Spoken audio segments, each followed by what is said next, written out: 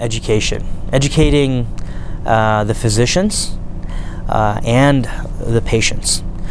The reason I say the biggest challenge is education is because, medicine today, what we've learned in the last 10 years or 20 years, is markedly different.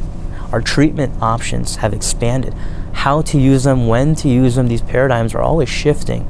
Technology has gotten better, not just the medicines. So educating the physician is a big key. It's a big challenge. If we can't educate the physician, they won't know how to use the drug appropriately or at all. And with more options come the requirement that the physician be better educated in terms of risk and benefit and how to give a good informed consent to the patient. Because as things get more complicated, they become more challenging to explain to our patients so that they can make the right decision for themselves. So education, almost from too much knowledge or too much information, is one of our biggest challenges. But this is a good thing and can be overcome. Didactics, CME, education, we've become more strict on how often physicians need to recertify, what kind of CME requirements they need. One of the changing things that's happening is, as internal medicine and GI boarded physician, our requirements are every 10 years we take our boards.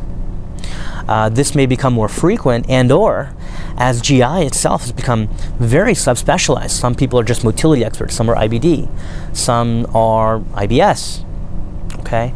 Some are just esophageal and RFA and Barrett's.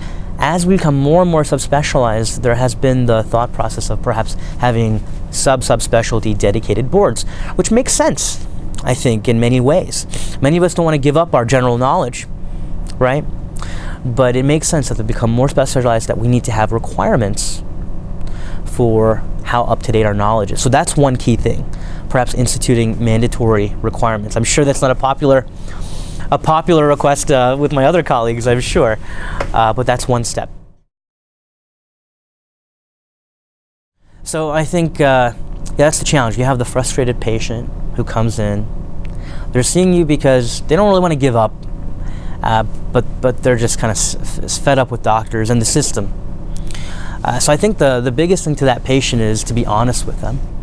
As a physician, take a good history, learn them. That interest shows that you're genuine. And two, you be honest with what you can and can't do. And I think you have to be honest with your patient up front. I can fix this, or I can help this, or I'm sorry, I can't help you, or I don't know. That's probably the biggest challenge doctors have, is saying, I don't know. We like to think we know everything, and we don't. I think those simple things help engage the patient. Doctor spent time with me.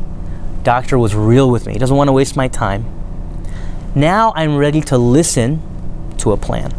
Then patients will listen to the doctor about, here are other options. Here are new drugs. Let's try this. But it's all about setting the stage at the very first visit.